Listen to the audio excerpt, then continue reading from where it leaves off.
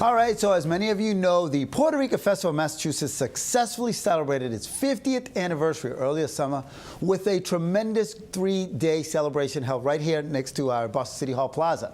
Now, it was a festive event that included many on-stage performances, as well as the annual Sunday Parade, which went right through the heart of Boston. That was an unbelievable parade.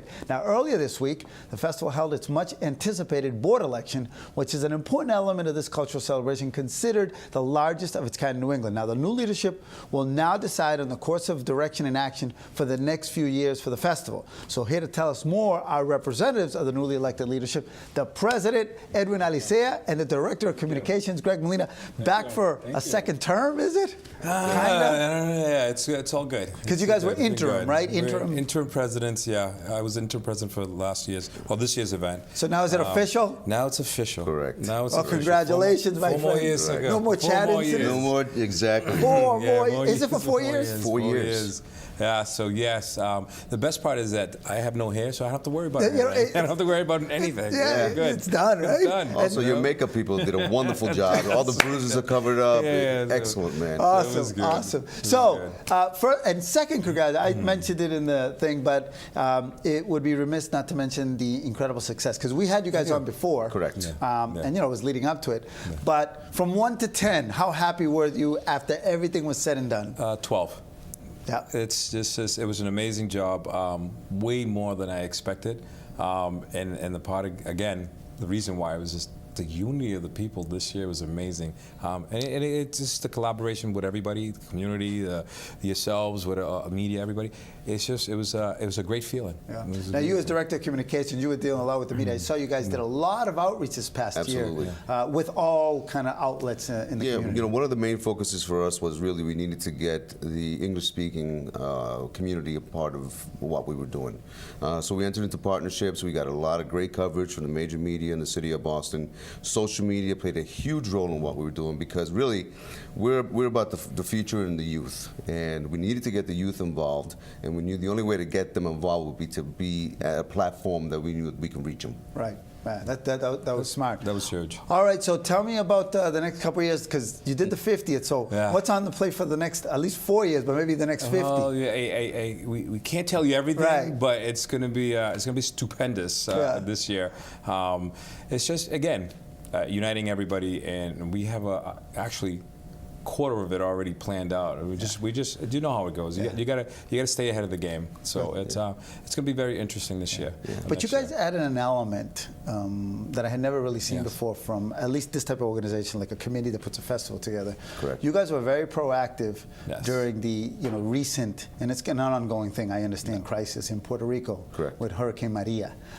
Tell me a little bit about that role you guys played.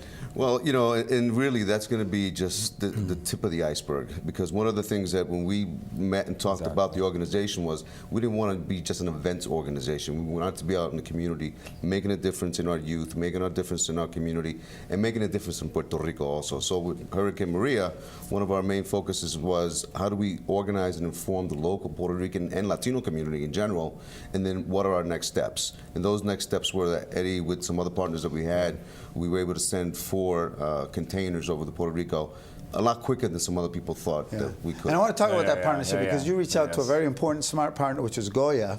And we have a little video from the summer, so if you want to remind everybody, I want Kevin to roll in this video. Let's go, Kevin.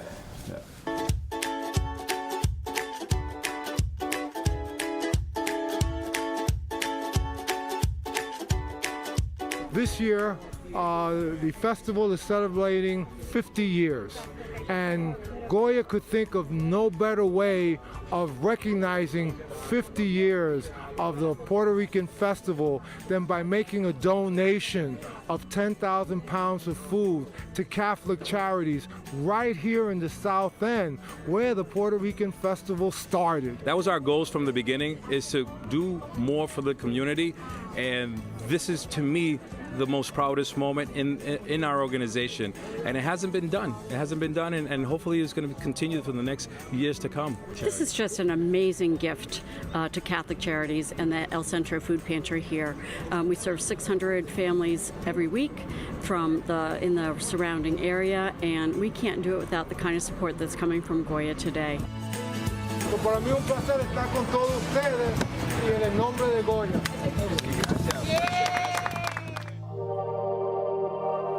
All right, that was a good video. That was good. That was great. But you united with Catholic Charities, with Goya, and you made that happen. So like I said, it was giving back to the community was huge for me when I first came in as president, and that's what we've done. Like Greg mentioned earlier, we collaborated with a few groups. We sent out 4 containers of food. Which was being spread out throughout the island, and it is huge. It's huge. Yeah, and I think we should we're going to continue. Probably clarify, because I don't want to give the wrong impression. Yeah. The Goya thing was separate. Was before. Right, Separate. correct. That was before. That was the catalyst of us saying, "Hey, this was awesome. This was great. Let's continue this in a different way." Since this happened, after this happens, we're going to continue giving food. right. We're going to continue what we started, and we're gonna, and it's going to keep going. Is that part of what you guys, the That's vision part is of still it. put? Absolutely. Yeah, it is, because after the hurricane started, after the hurricane happened, we got bombarded with a lot of emails, calls, and everything else, and we're just an organization for an event once a year.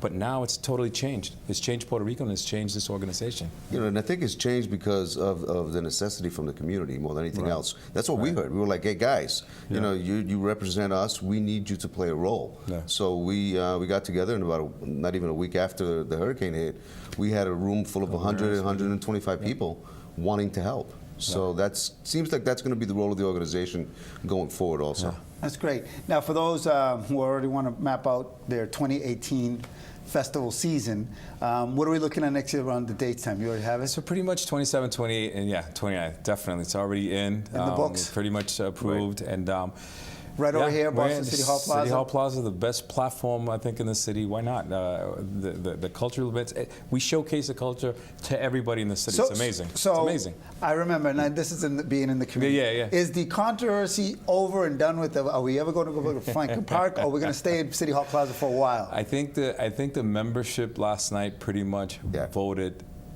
where we're going to be for the next several years. So this is one of the photos, because it's a great safe area at night, very family, and like you said, it's right where a lot of folks have to go by if they want to go to Faneuil Hall. So Correct. And it's open to everybody. It's open to everybody, and it's a huge family. I have run across many people. Here, guests, and everything. It's like, oh, I was at the Puerto Rican Festival, and I was just going by, and I stopped, and it was great. I had something to eat, man. I kept going. But they would have never been exposed to that. Correct. Yeah.